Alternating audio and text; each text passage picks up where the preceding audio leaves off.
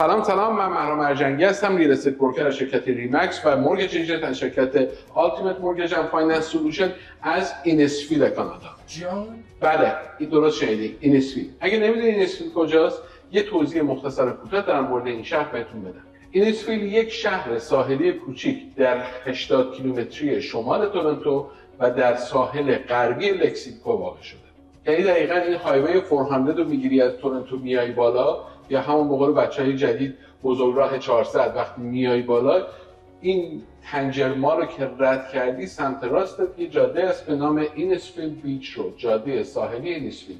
اون سمت راست که میای تو میخوره به شهر اینسفیل، شهر ساحلی بسیار زیبای اینسفیل که جنوب بری و شمال برادفورد واقع شده. این خونه‌ای که من توش امروز دارم برنامه ضبط می‌کنم یکی از خونه‌هایی که ما برای فروش توی این منطقه داریم. با تیممون تصمیم گرفتیم هر هفته هر مکس ماده‌ای رو که داریم اجرا می‌کنیم توی یکی از خونه‌هایی که برای فروش گذاشتیم اجرا کنیم. اینه که از این به بعد خونه‌های بیشتری رو خواهید دید. با قوانین جدید مورگیج و کاهش مکرر نرخ بهره توسط بانک مرکزی به نظر میاد که یواش یواش داریم به آخر فصل رکود بازار مسکن نزدیک میشیم. البته ما کارمون طالع‌بینی و پیشگویی آینده نیستش، ما کارمون نقد حکمرانان امروزه.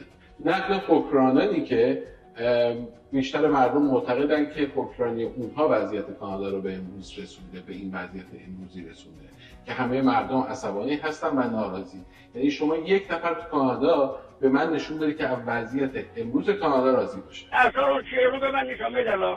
خدای شما اونو به من نشون بده.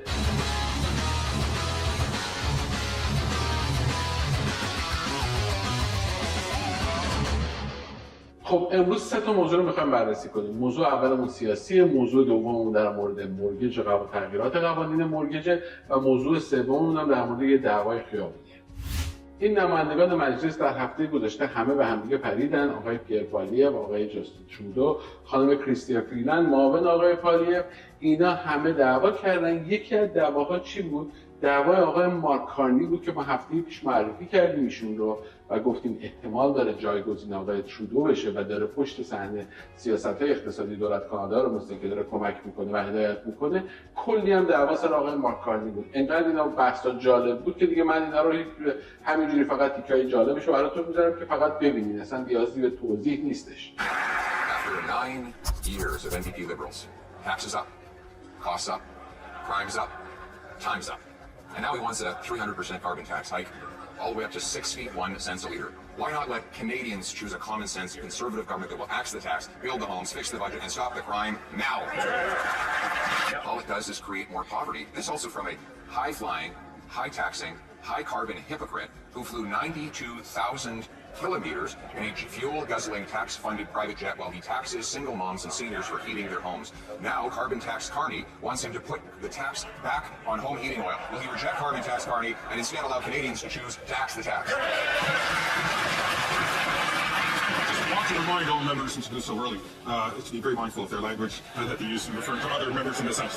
Mr. Speaker, the Conservative leader doesn't believe in climate change, and that's why he has a do-nothing plan to fight climate change. It would cost Canadians money and challenge the future we're building for our kids. Our plan, with the Canada Carbon Rebate, puts more dollars in 8 out of 10 Canadians' pockets right across the country, supports the middle class and people working hard to join it, while delivering the kinds of investments that are going to grow our economy and reduce emissions at the same time. This is a responsible climate plan that fights climate change and supports Canadians. He wants to do nothing. He wants to hurt Canadians. They have no idea how to do it, and as soon as hard things got hard, they turned tail and ran, Mr. Speaker. Wanted to avoid the criticisms of the mean old Conservatives and tried to save themselves. Well, the reality, Mr. Speaker, is we know that hard things are hard. We're going to continue to deliver progressive solutions for Canadians because we're going to step up and fight for Canadians and not hide from the Conservatives. The Prime Minister gave the Finance Minister a real vote of confidence last week as he outsourced the job that she was supposed to have been doing for 4 years and gave it to a man who's not even in the Liberal caucus. First, the Prime Minister tried to fire her in the newspaper, and now she's being shoved aside for carbon tax Carney, a man focused on his own profits and his own corporate interests, who was brought in to serve as the de facto Finance Minister. She's lost her job responsibilities, she's lost her credibility. How long will the phantom Finance Minister endure this humiliation? Mr. Speaker, I am not going anywhere.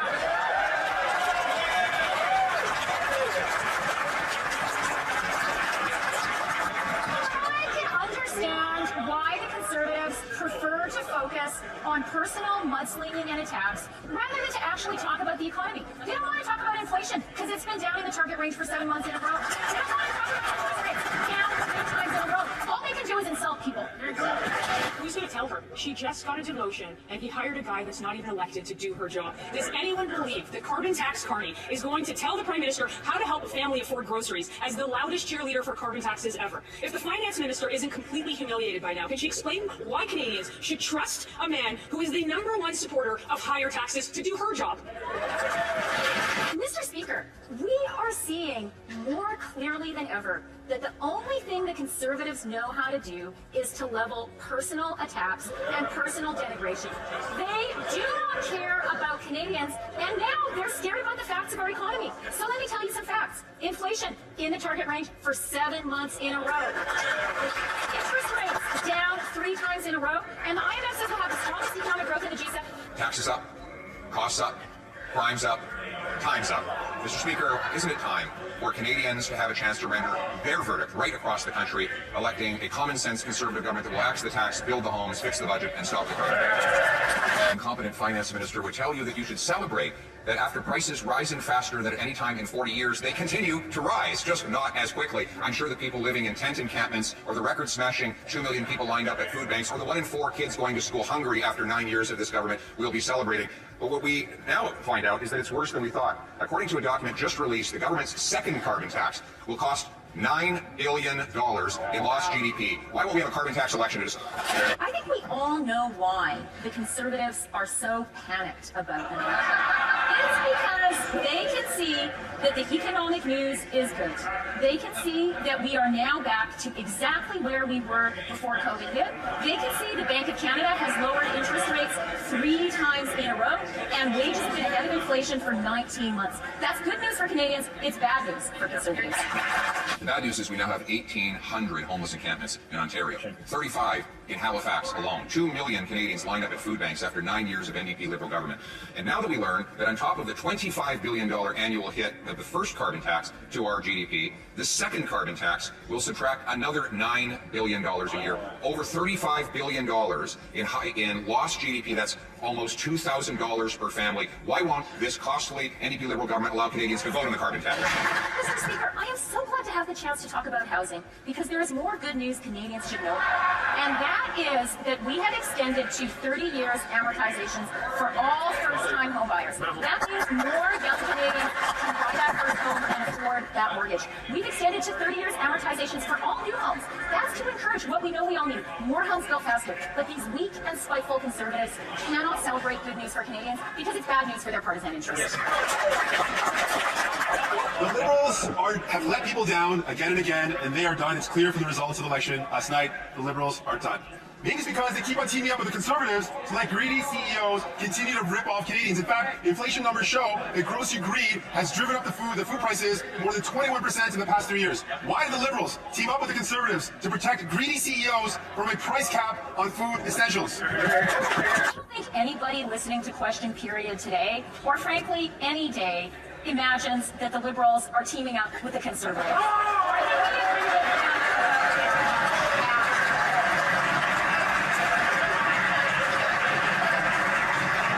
The honourable member from Thornhill. It's day 2 in the House as the first female finance minister, again, is being publicly humiliated by the fake feminist prime minister. What's worse is that she's being replaced by an unelected man outside of her own caucus who her boss is now shielding from conflict of interest laws that allow him to take her job and keep his money. A man who works against our resource sector, who exports jobs to China while championing higher carbon taxes on heating and eating for Canadians. Why would the finance minister talk to her boss about ending the personal attacks on her own credibility?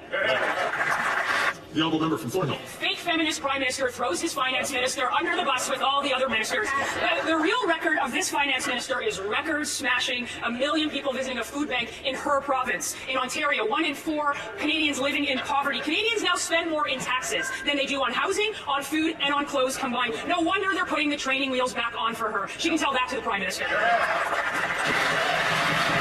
Mr. Speaker, I stood up to Trump, and I have stood up to Putin. Juvenile, playground insults from the wannabe, mega, maple syrup Conservatives do not frighten me at all. But what I think is really impressive is that they don't actually want to talk about the economy. And that's because good economic news for Canadians is bad news for them. How pathetic that they put their own partisan interest first.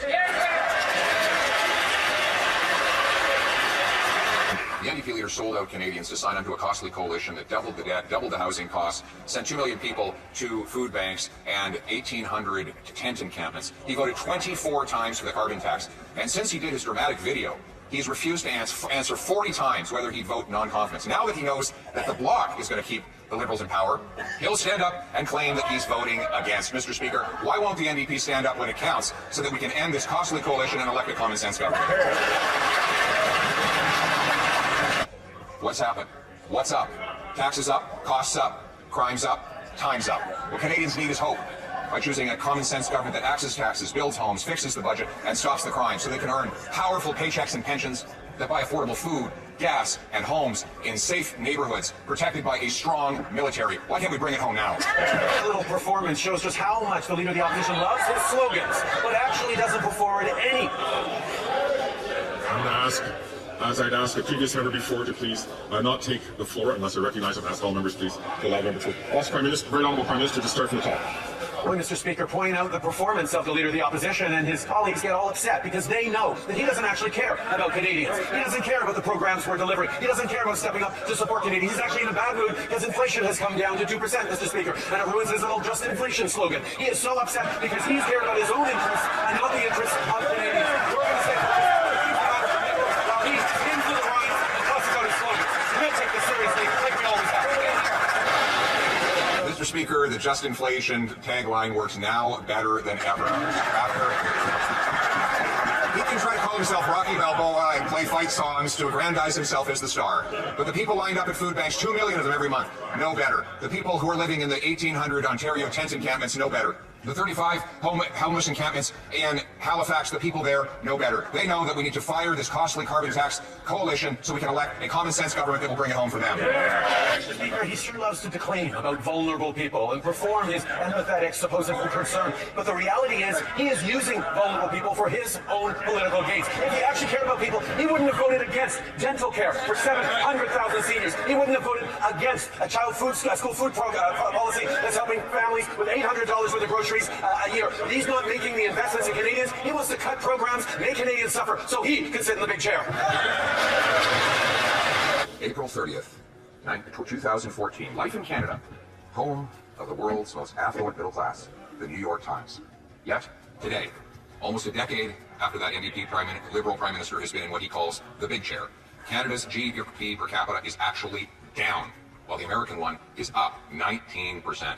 His carbon taxes are strangling growth. How could the solution possibly be to quadruple the tax to 61 cents a litre and send more jobs and businesses south? Mr. Speaker, you can't sit in the big chair if you can't read your own government documents. Environment and Climate Change Canada carbon pollution pricing data tabled in his House by his government said that it will cost between $25 and $30 billion in lost GDP when this tax is implemented. A further document tabled by his Environment Minister on Carbon Tax 2 says there will be another $9 billion hole for a total of between $34 and $40 billion. Now he screams that this is all lies. Again, if his government documents are lying, what is the true cost of the carbon tax to our economy? The gap between the Canadian and U.S. economy is now at a 100-year high after 9 years of the NDP Liberals. So one last time, his own documents show that his 61 cent a litre carbon tax will blow a $40 billion hole in our economy. If that number's not right, what is the real number? That the leader of the opposition is frustrated that international economists, climate experts, academics all back our plan to both fight climate change and grow a strong economy, while he's stuck with late-night far-right conspiracy YouTube videos. The reality is, Mr. Speaker, we are delivering concretely to build a stronger future for Canadians, to fight climate change and to grow the economy, while he is hiding his head in the sand and refusing to admit even that climate change is real. یکی از دعواهایی که همونطوری که دیدین سر مالیات کربن هست که دولت آقای ترودو تا 61 سنت بر لیتر داره این رو اضافه میکنه و آقای پالیف داره این رو بهانه کرده که بیاره و این رو به یه جورایی به رفراندوم بذاره توی مجلس که ببینه عدم اعتماد میتونه برای آقای دولت ترودو بگیره یا نه.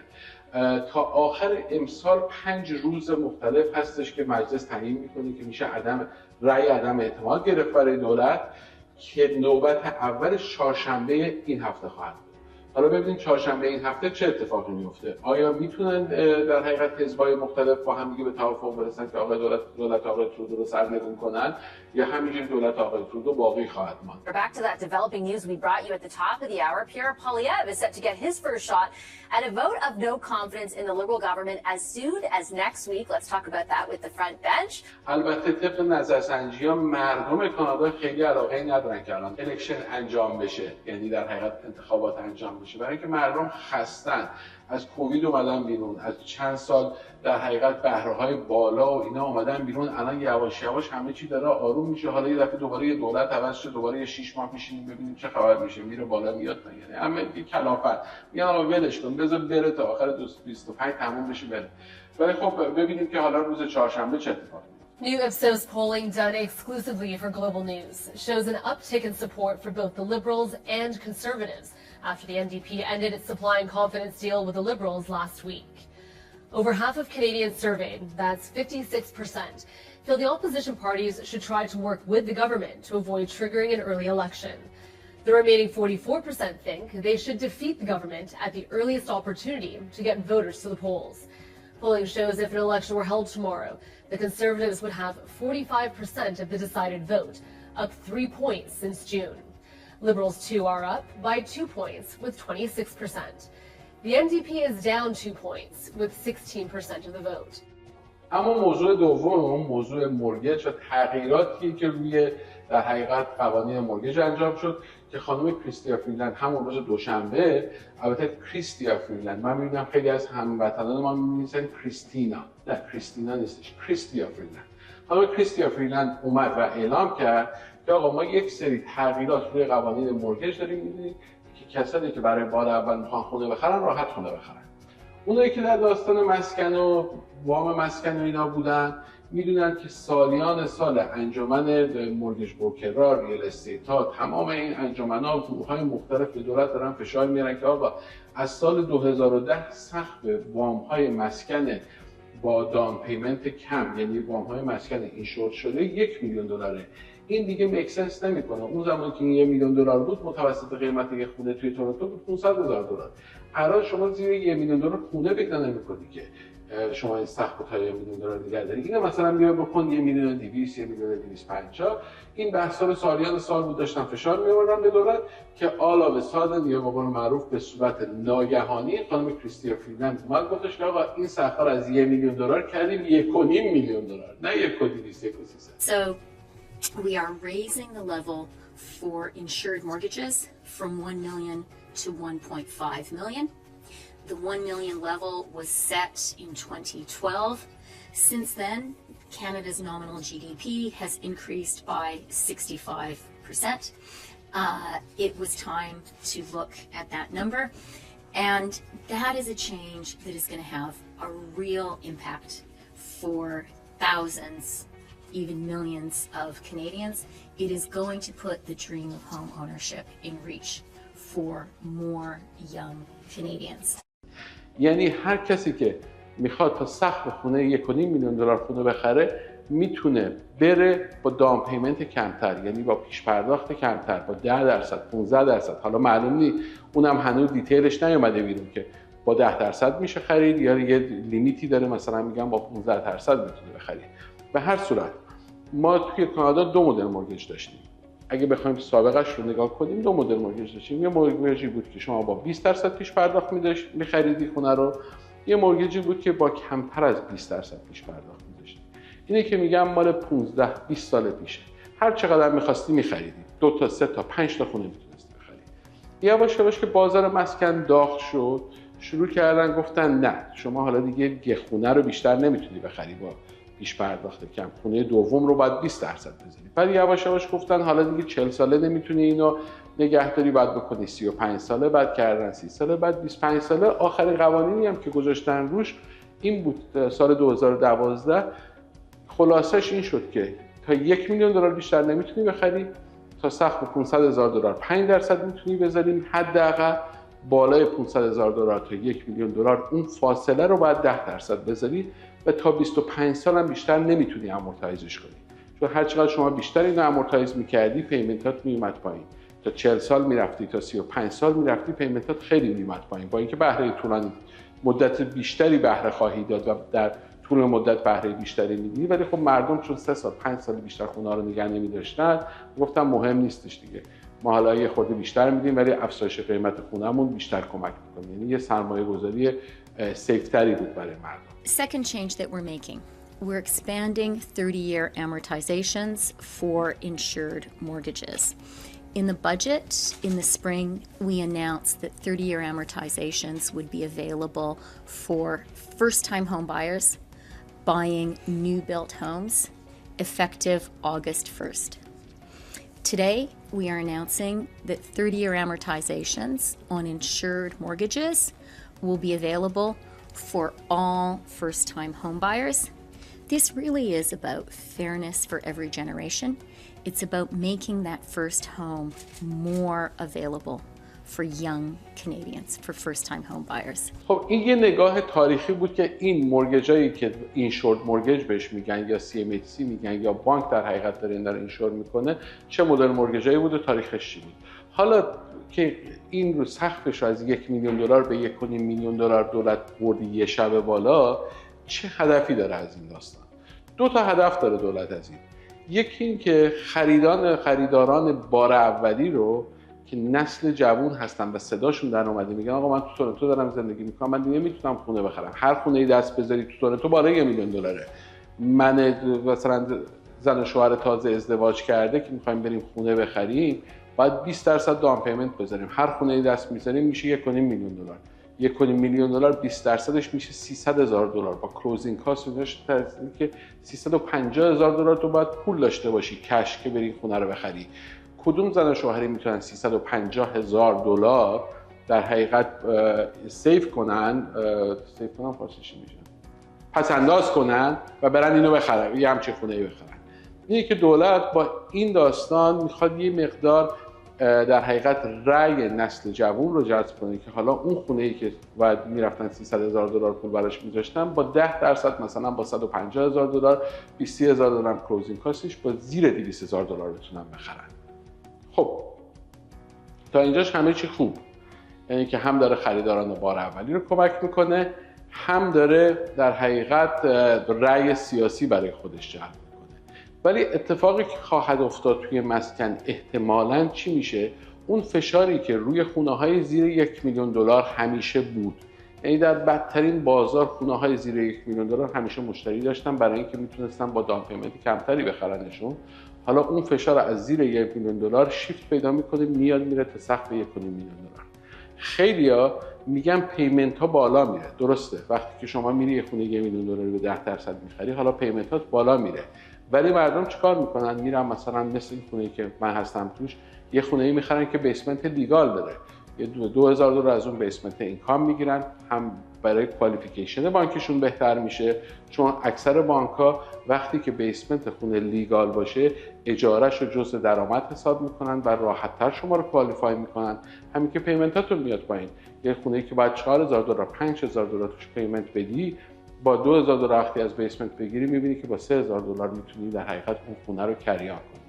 اینه که فشار روی خونه‌های 1 تا 1.5 میلیون زیاد خواهد شد، یا خونه‌هایی که اپورتونیتی دارن که 1 واحد اضافه یا حتی 2 واحد اضافه درش در بیارید. چون یادتون باشه الان در سرتاسر استان اونتاریو شما در یک خونه دیتچ که سینگل فامیلی هوم بودش 3 تا یونیت میتونید در بیارید. یعنی اگه خونه بزرگ باشه، بیسمنتش بزرگ باشه، میتونید 2 تا یونیتش در بیارید.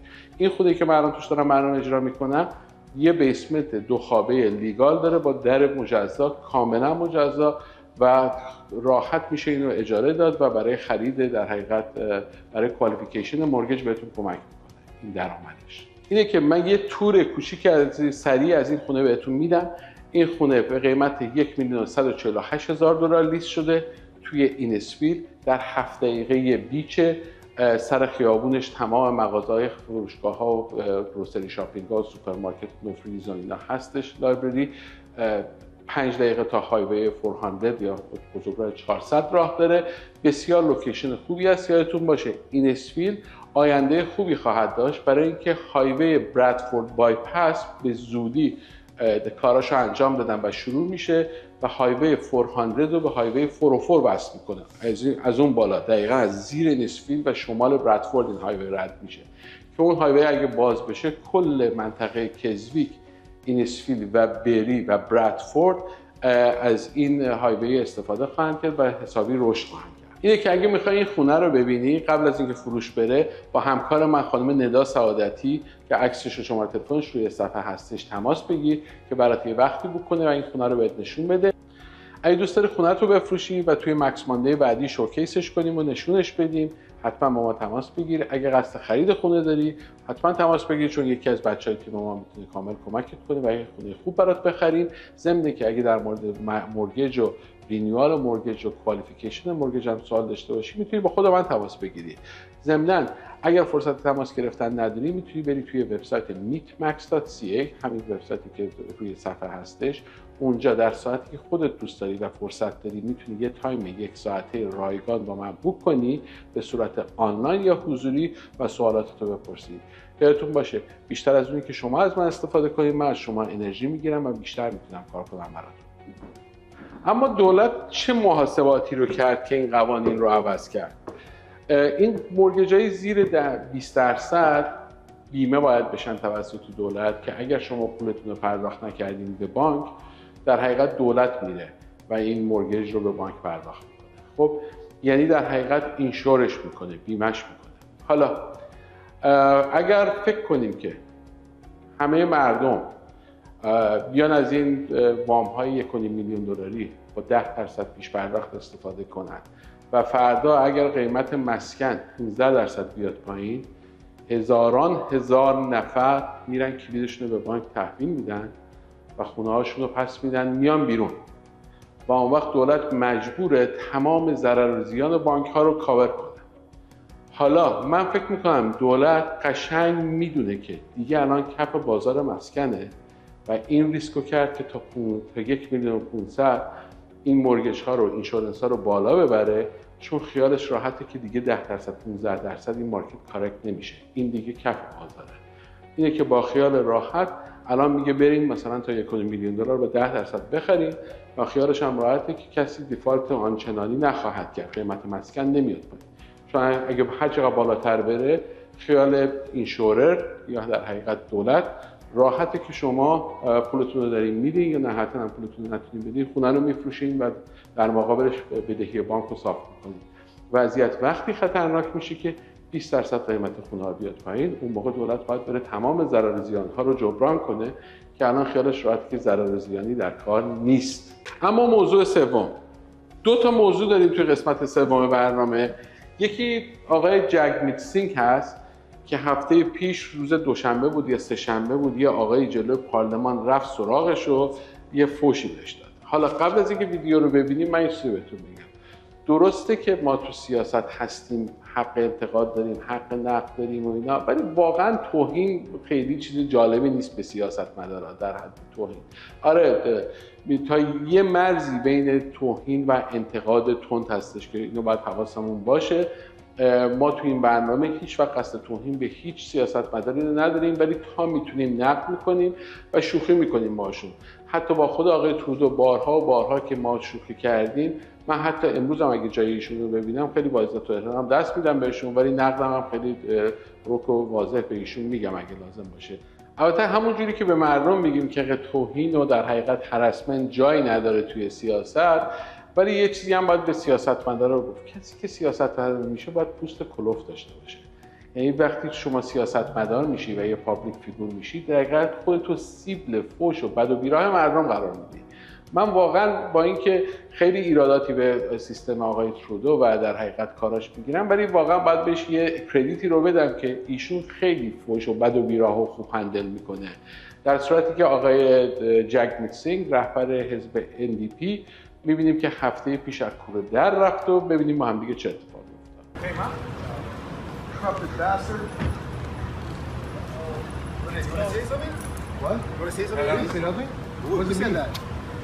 You got something to say?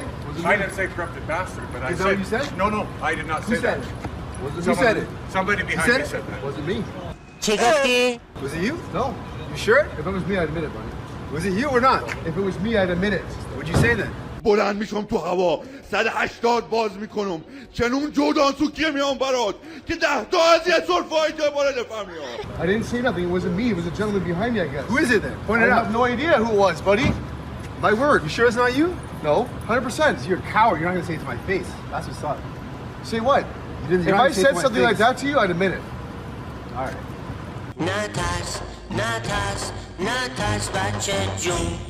Now, I asked you if confidence vote came up today. With that aggression, is that why you're choosing war with Russia?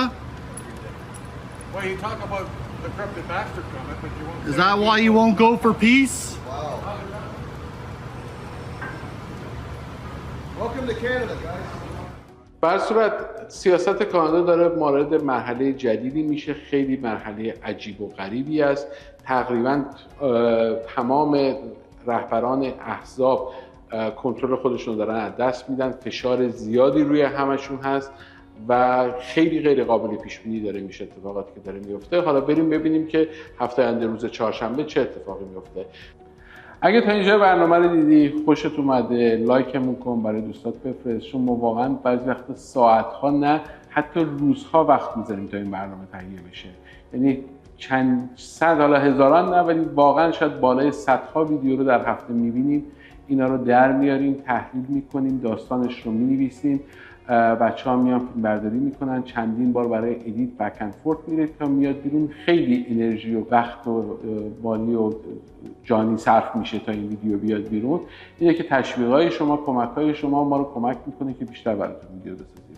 برای دوستانتون بفرستین، ما رو سابسکرایب کنین، اون لایک هم یادتون نره، حتما برامون کامنت هم بذارین که نظرتون چیه در مورد و در قسمت آخر برنامه‌ام یه ویدیویی من داشتم که ویدیوها رو نگاه می‌کردم که برای این هفته ویدیو بسازیم. یه ویدیو دزدی ماشین تو میسیساگا دیدم که اصلا فقط سفاز پرون. یعنی واقعا ساعت 1:30 شب بود من داشتم ویدیوها رو نگاه می‌کردم. این که اومد اصلا خوابم پرید، یعنی تا ساعت 2-3 صبح نتونستم بخوابم. اگر آدم حساسی هستین همینجا دیگه ویدیو رو خاموش کن برو، ولی اگر حساس نیستی وایسا این ویدیو رو هم ببین که چه اتفاقی افتاد توی این دزدی ماشین توی میسیساگا. تا برنامه دیگه همتون رو به خدا میسپارم، تا مکس مانده دیگر خدا نگهدار. Okay, following up on breaking news, Peel police have arrested a woman seen on video running over a man while stealing a Porsche. 18-year-old Sarah Bradshaw at Brampton turned herself in at police yesterday as she's charged with dangerous driving, causing bodily harm, vehicle theft, leaving the scene of an accident as well. And police say that she's been charged with prior offenses in the region and is wanted by other GTA police services in separate investigations. So we first showed you this video on Wednesday. The suspect arrived at a home near Winston Churchill in Eglinton. This is on the pretext of wanting to buy a Porsche Cayenne that had been advertised for sale. The woman got into the vehicle, locked the doors, then quickly reversed, hitting the man who was behind the car. Right now, Peel Police Constable Tyler Bell joins us live with more on the investigation. Constable.